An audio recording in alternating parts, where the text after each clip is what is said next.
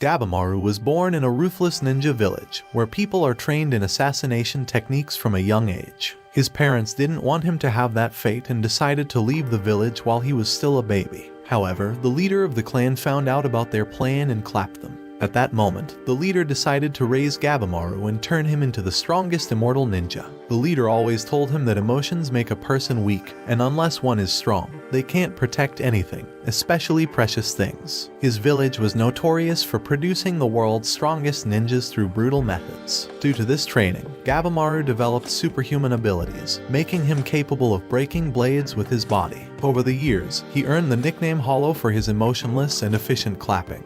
But he despised his immortality, and the countless people he had deleted.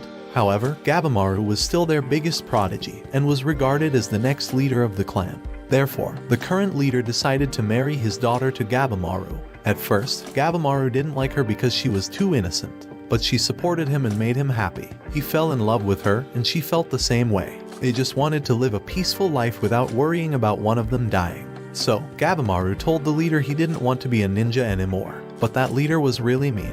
He even hurt his own daughter's face so she wouldn't want a normal life. At first, he agreed to let Gabimaru go under the condition to perform one last mission.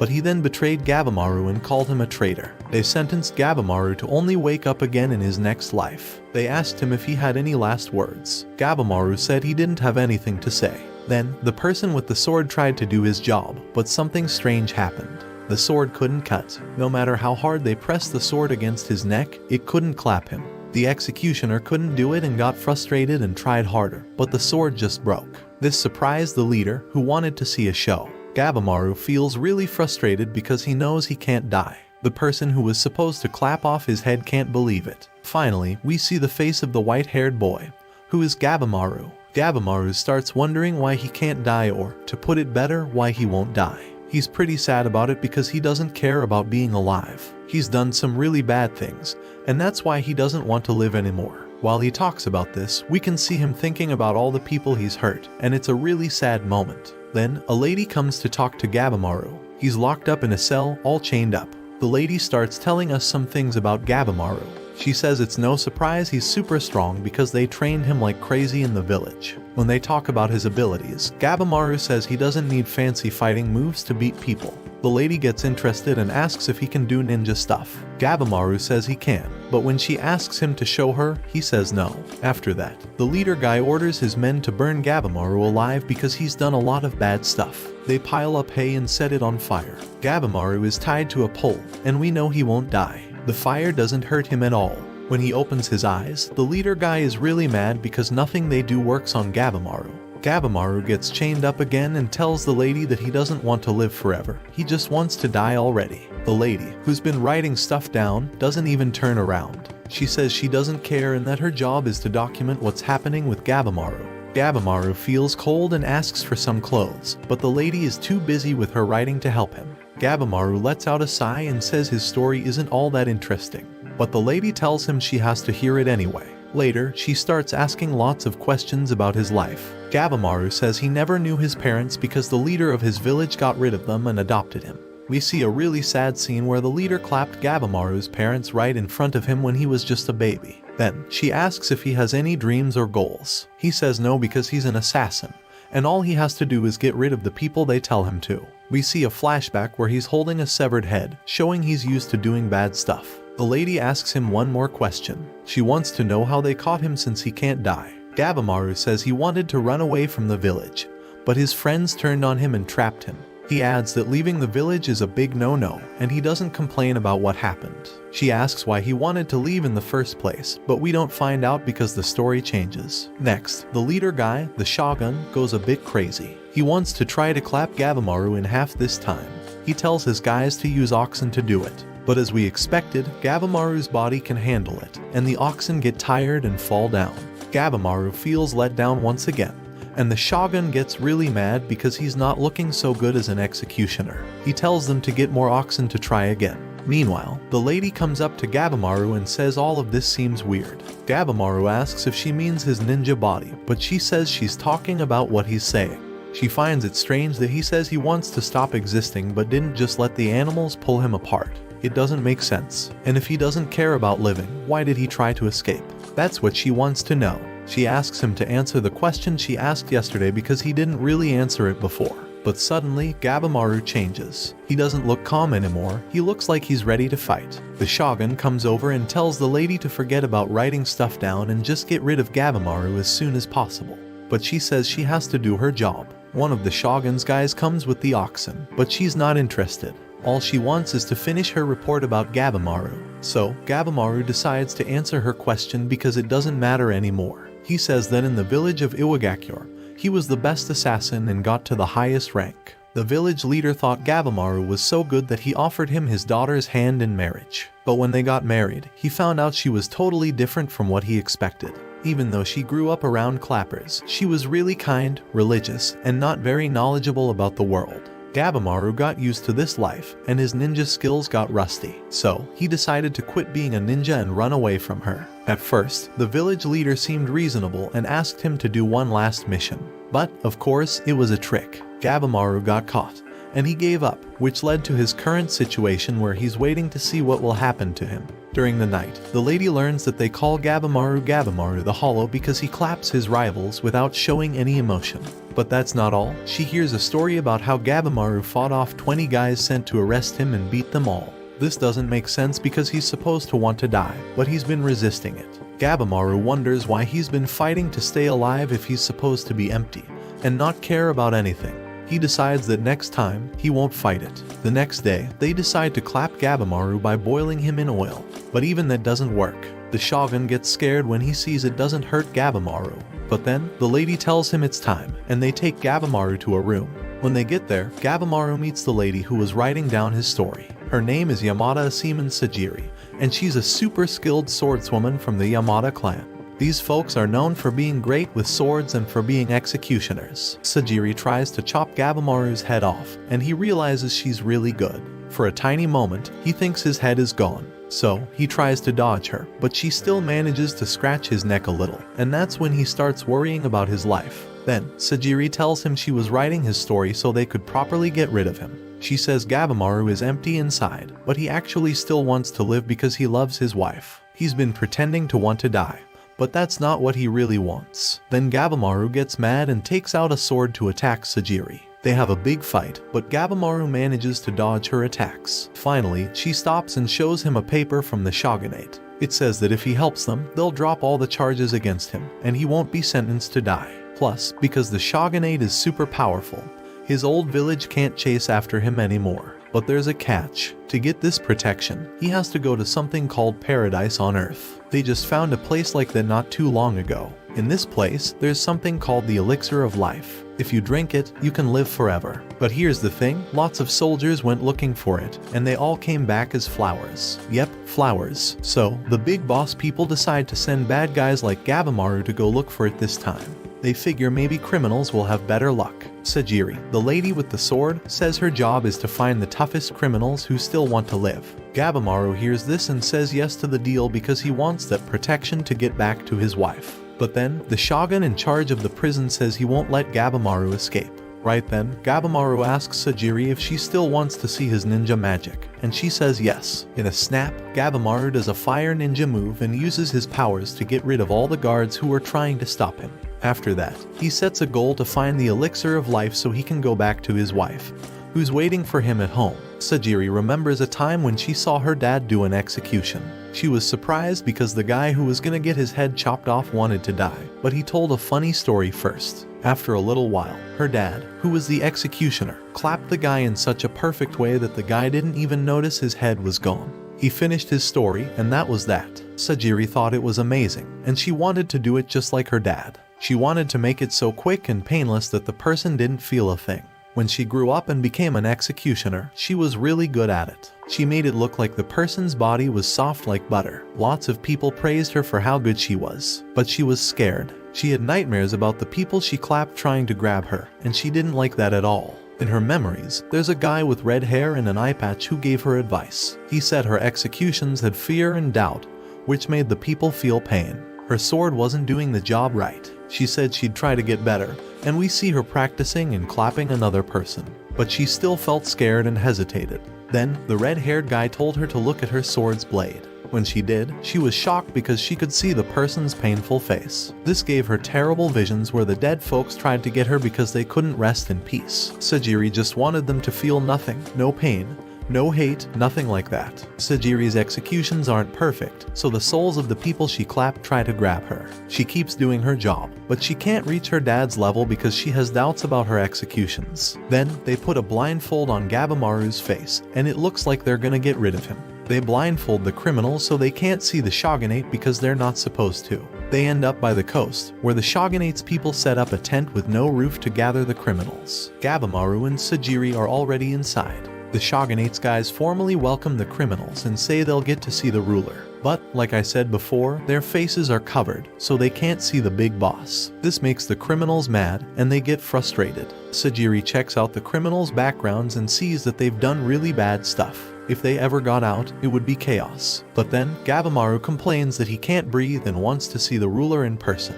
Sajiri tells him to hush. Then, the officer tells them the secret mission. They have to go to paradise and bring back the elixir of life. If they do that, they'll get official forgiveness and be free. This makes the criminals excited, and one of them even says he's gonna commit more crimes once he's pardoned. Sajiri wonders if she can get rid of a bad person without feeling bad because they're gonna die anyway. She hopes it won't haunt her. Then, there's a lady named Yuzuriha behind Gabimaru. She recognizes him and says he's a famous assassin who's really good at claping.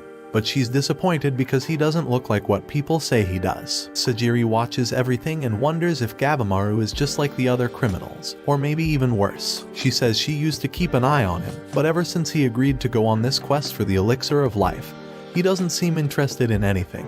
Then she uses her sword to check things out and sees something creepy. After that, a guy from the shogunate talks about the island they have to go to. He says it's kinda like paradise on Earth. But the criminals don't believe it, and they start making noise because they think they're being lied to. They're told to take off their masks, and they see something really weird. A guy sitting there with flowers growing out of his body. The spokesman says he's the only one who survived a recent trip to the island, and 60 other people disappeared. This freaks everyone out. The death row convicts start feeling scared because they're looking at a dead body covered in flowers. The officials try to calm them down and say the flowers are a special blessing.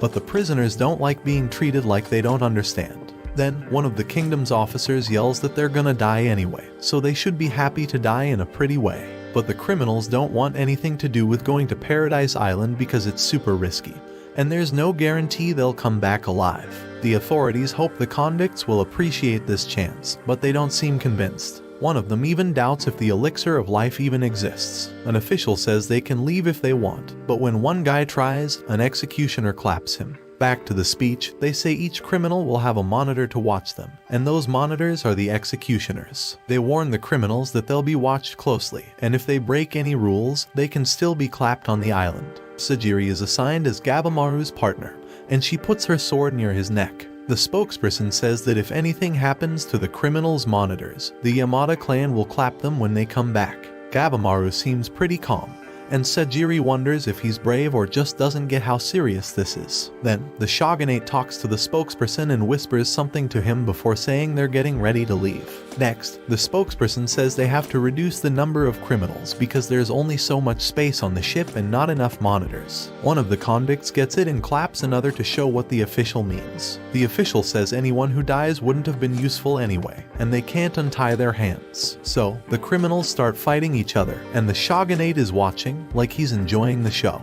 That was one of his goals. In the middle of all this, the shogunate wants to know who has red seals, which means they're the most dangerous criminals. The official says there's a group of super strong people among the criminals, like Gabimaru and some others. Then, a guy with an eye patch, Izan, talks to Sajiri. He says that even though there's violence here, what they'll face on the island is gonna be way worse. He says it's not just the convicts who will suffer, but the executioners too. Izan tells Sajiri that she's not really cut out to be an executioner because she hesitates when she's doing it. He thinks she should be living peacefully in her mansion instead of wielding a sword. Izan says Sajiri can't handle the guilt and the souls of her victims. Sajiri gets frustrated but says even when she's at home, her family's known for being executioners, and it's not easy. She remembers how she was bullied because of her family's job when she was young, and one day she decided to face it. There's a scene where she kinda pulls out a sword, and that's when she first deals with the executioner's karma. Sajiri tells Izan that even with the tough stuff, she wants to be a warrior and will do whatever it takes. Meanwhile, some of the criminals realize they might all die if things keep going like this, so they decide to team up and try to escape from the samurai guards. They figure Sajiri might be an easy target because she's a woman. Izan gets ready to stop them, but Sajiri steps up and says she'll handle it. She draws her sword and quickly takes out her attackers, but she hesitates, and it's clear from the heads she clapped off that they felt pain. This makes Sajiri feel bad because she feels like the dead are on her. Gabimaru says no one can stay calm when they take someone's life, and that gets everyone's attention.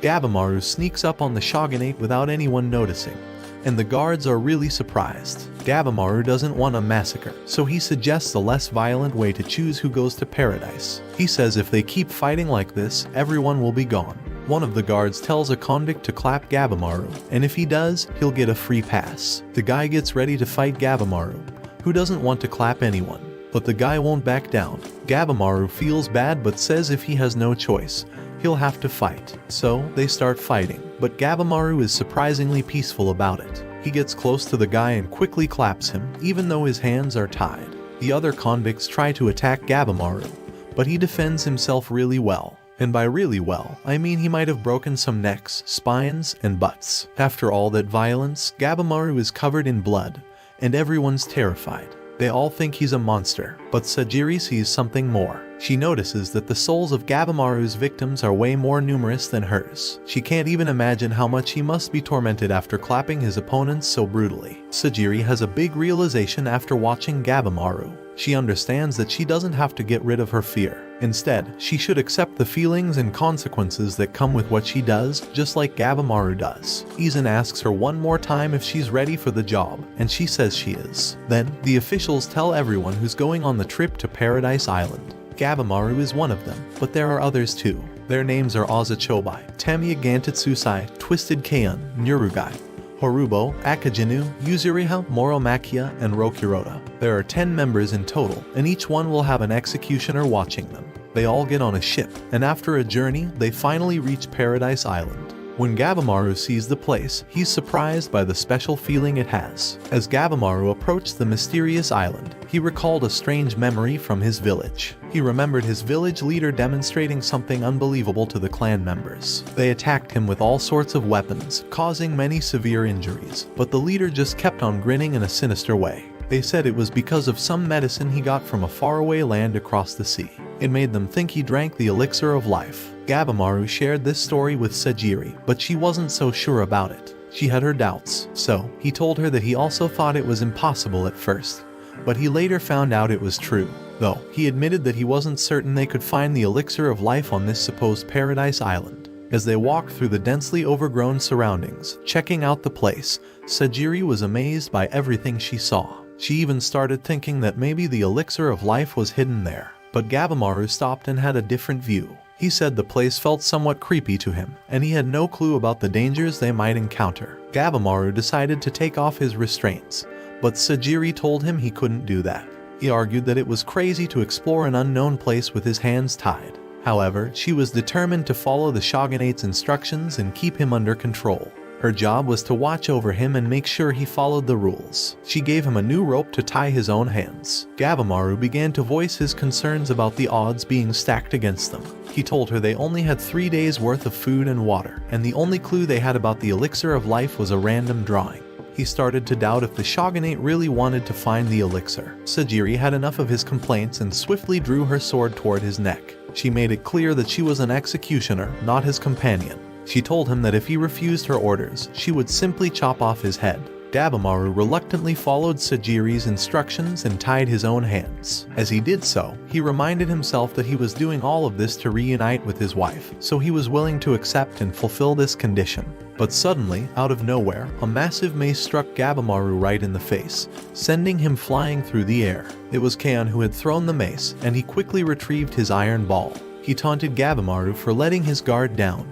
But despite the powerful blow, Gabimaru was still alive. Sajiri rushed to check on him, and he informed her that he had a dislocated neck. It turned out that Kan was a warrior monk with an obsession for weapons. He had hunted down hundreds of warriors to steal their various weapons. Gabimaru pointed out to Sajiri that Kan's hands were not tied, and she questioned her superior, Kisho, about it. Kisho simply said they could tie their hands on the way back and that he didn't want to waste time arguing with a prisoner about it. Gabimaru actually agreed with Kisho, and Kisho took the opportunity to assert that Sajiri was the lowest-ranking executioner because she was too honest. Meanwhile, Kan struck one of his deadly objects downward, annoyed that Gabimaru didn't recognize him at first. He then showed off his box full of weapons and expressed excitement about trying them out. Gabimaru tried to reason that it wouldn't make sense to fight and give advantages to the others, but Kan had different ideas. He believed it was better to deal with the criminals first and then take his time searching for the elixir. Kisho waited to see how the fight would unfold, but Gabimaru was annoyed at the thought of having to hurt someone again, knowing his wife didn't like it.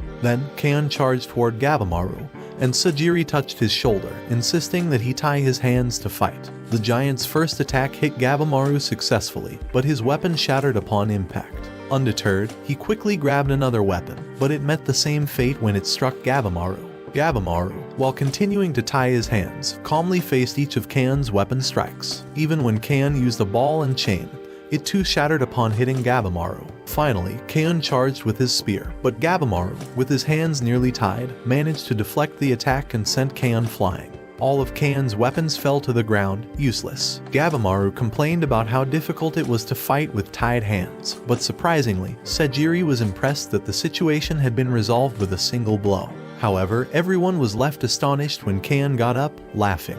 He revealed that his armor was directly fused to his skin, and when his mask fell off, it exposed his ugliness. In a scene change, it was clear that by the end of the battle, Gabimaru had wreaked havoc and brutally defeated the giant of weapons. Remarkably, Gabimaru was still tied up and without a single scratch on him. Gabimaru turned to Sajiri and suggested they start searching for the elixir to make up for lost time. He looked at her with determination, but she couldn't help but stare at his still bound hands. Kisho, one of the executioners, drew his sword and swiftly clapped Kan. He carried Kan's head back to show that he was indeed dead and bid them farewell, expressing his excitement about finally going home for a hot bath. He made it clear to Gabimaru that they weren't enemies or allies. He was simply doing his job by retrieving the criminal's head. Sajiri, the fellow executioner, warned Kisho to be careful on his way back, considering that many had disappeared on this mysterious island. Kisho reassured her, saying that her real challenge was taking care of Gabimaru. As Kisho departed, he reflected on the chaos he had witnessed since their arrival on the island. Some criminals had formed alliances, others had tried to seduce their executioners, and some had already resorted to claping themselves. Izan, in particular, had met a grim fate, clapped by a giant prisoner in the forest.